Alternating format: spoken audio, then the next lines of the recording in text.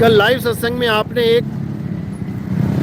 एक प्रश्न आया था कि कीचड़ में कमल है कि कीचड़ में कमल नाल है।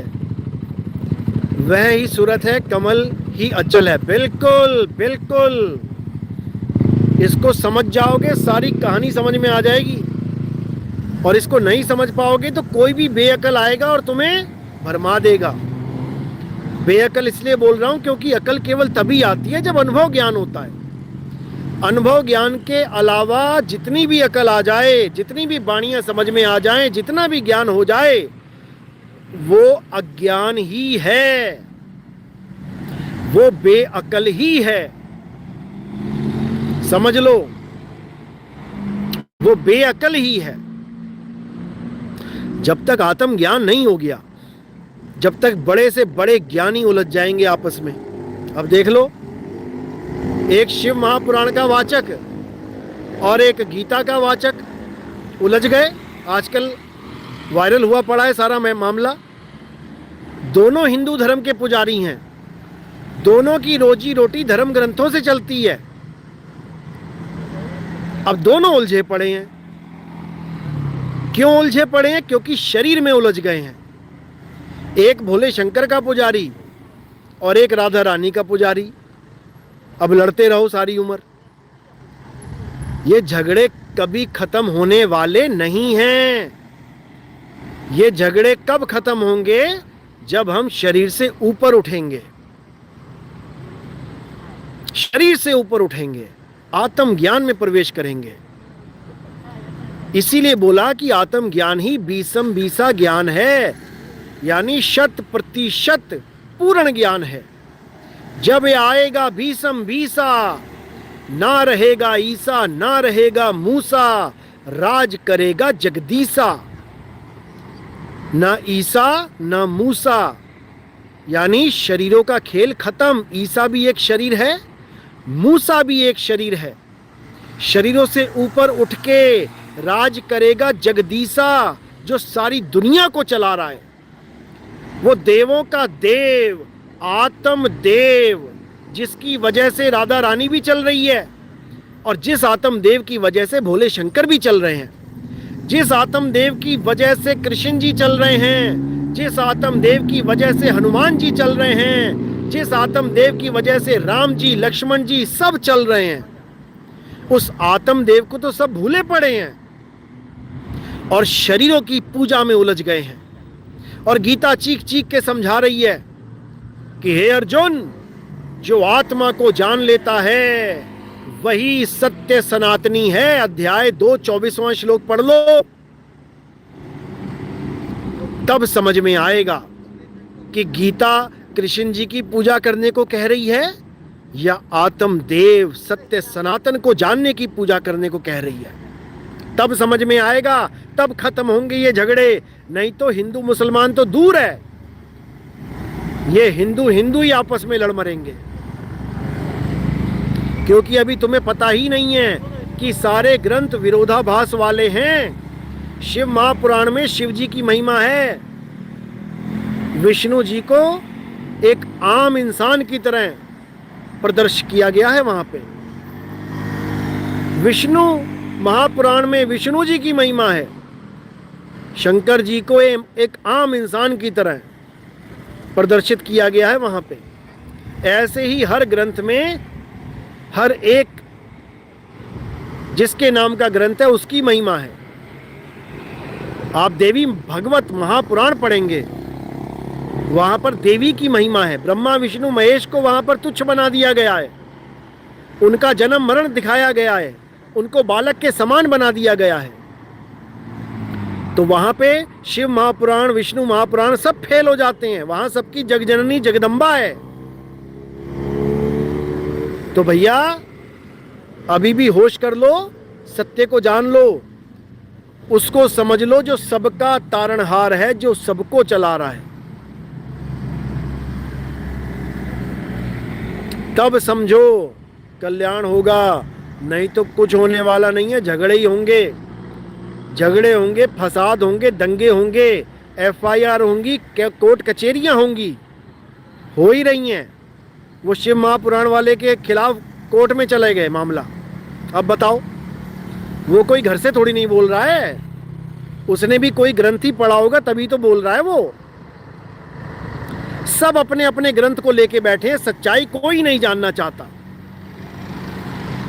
सच्चाई ये है कि आत्मा ही परम सत्य है। नैनम छिंदंति शस्त्राणि नैनम दहति पावका न चैनम क्लेदंतापो न शोषति मारुता। समझ लो,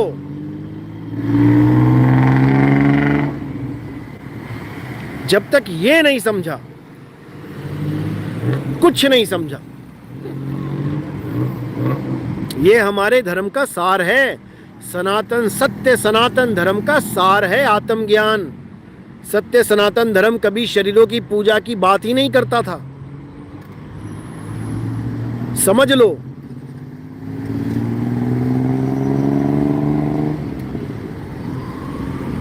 लेकिन लोग नहीं समझ पाते, भ्रमित हो जाते हैं, क्योंकि भरमाने वाले ज्यादा बैठे हैं, समझाने वाले कम हैं।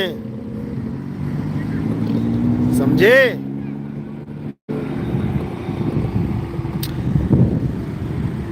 प्रांजलि सतनाम साहिब बंदगी, पन्ना सिंह साहिब बंदगी, बीना सतनाम सतनाम, नील गगन सतनाम साहिब बंदगी, खुशी साहिब बंदगी सतनाम, उत्तम दास सतनाम।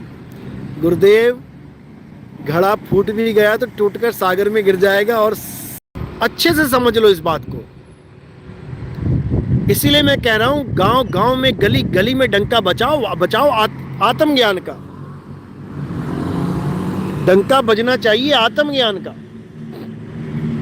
इन लोगों ने पत्थरों की पूजा कराई, इन लोगों ने देवताओं की पूजा कराई, अब आत्मा की बात होनी चाहिए। अब करो प्रचार। अब कबीर जयंती आने वाली है, कबीर प्रकट दिवस। जयंती उसको कहते हैं जो जन्म लेता है, प्रकट दिवस कहते हैं जो प्रकट होता है। बोलने में आ जाता है, कैलेंडर में जयंती लिखा होता है, कबीर जयंती, या नेट पे सर्च करेंगे तो कबीर जयंती आता है, लेकिन असल में वो कबीर प्रकट दिवस है। तो कबीर प्रकट दिवस में आपने क्या करना है, अपने घर के आसपास कहीं पर भी जहां रोड चल रही है, आप मीठे जल की छबील लगा लीजिए, रूह अफ़ज़ा डाल लीजिए, या शक्कर घोल के आप छबील लगाइए। गर्मी का मौसम है, जीवों को पानी भी मिलेगा, शरबत भी मिल जाएगा। जो भगत हैं शहर में 5-7 से ज़्यादा हैं, वो सारे मिलके छबील लगाएं और उसकी वीडियो YouTube पे डलवाएं, मुझे भेजें, और भी YouTube चैनल है उनको भेजें। कबीर प्रकट दिवस में जगह जगह पे छबील लगनी चाहिए, और प्रोजेक्टर जो चलेगा वो गुरु पूर्णिमा में चलेगा। गुरु पूर्णिमा में जगह जगह प्रोजेक्टर चलना चाहिए। शाम के समय आपके घर के पास कहीं भी जगह है और बिजली की व्यवस्था है तो एक प्रोजेक्टर लगाइए, सामने पर्दा लगाइए, और आते जाते लोग अपने आप बैठेंगे और वहाँ पे सत्संग चलवाइए। ये गुरु पूर्णिमा में आप लोग कर सकते हैं। और छोटा मोटा प्रसाद ले लिया, बूंदी ले ली, मखाने ले लिए, कुछ भी प्रसाद में बांट सकते हैं। इसको ऐसे ही नहीं जाने देना इस दिन को। ये दोनों दिन बहुत खास हैं, प्रकट दिवस और कबीर प्रकट दिवस और गुरु पूर्णिमा। इन दोनों में जरूर जरूर जरूर ये कार्य करें, और जहां पर ज़्यादा भगत है ये मिलके करें। फ्लैक्स बोर्ड लगवाएं जिसमें क्या लिखना है मुझे मैसेज करें, मैं बताता हूं आपको। वो पूरा डाटा आपको पहुंच जाएगा PDF फाइल में, आपने वही छपवा लेना है और जहां छबील लगेगी वहां पे लगा लेना है। और छबील में आपने जो यूनिफॉर्म पहननी है, या कोई प्रचार करने निकलता है, गांव गांव में प्रचार चल रहा है, उसकी जो यूनिफॉर्म होगी वो भी हमारे पास बन के तैयार हो चुकी है। उसके लिए भी आप यूनिफॉर्म के लिए मैसेज करें 9810739878 या मुझे मैसेज कर सकते हैं 9256111007 पे। तो आपको यूनिफॉर्म कोरियर के द्वारा पहुंचा दी जाएगी। आप उसको पहन के प्रचार करें, उससे बहुत बड़ा इफ़ेक्ट पड़ता है। और जो भगत भाई एंटी करप्शन में जुड़े हैं उनको भी अब एक्टिव होने की ज़रूरत है। अपने गांव में, अपने समाज में, अपनी गली मोहल्लों को, वहाँ के निवासियों को बताओ कि हम कैसे भ्रष्टाचार मुक्त देश को कर सकते हैं। बहुत आसान है, कोई बड़ी बात नहीं है, लेकिन एक बार पावर में आना पड़ता है, एक बार कार्ड बनाना पड़ता है। एक बार आपका कार्ड बन गया और आपने अगर किसी भी विभाग में वो कार्ड दिखा दिया, अगर कोई आपसे रिश्वत मांग रहा है, उसकी हिम्मत नहीं कि आपसे 5 रुपया भी मांग ले। जहां पर आप बार बार पैसे देते हो, किसी भी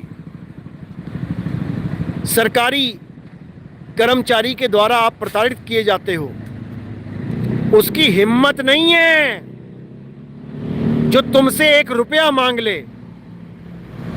केवल एक बार कार्ड बनाने में, अगर आपने ये कार्ड बना लिया तो समझ लो सारी उम्र के लिए आप बिल्कुल सेफ मोड में चले जाते हो। कहीं पर भी कोई भी सरकारी काम है, एक बार कार्ड दिखा दिया ना आपने, उसकी मजाल नहीं कि तुमसे 1 पैसा मांग ले। ये उस कार्ड की वैल्यू है। मैंने पहले ही बताया था, एक भगत था हमारा,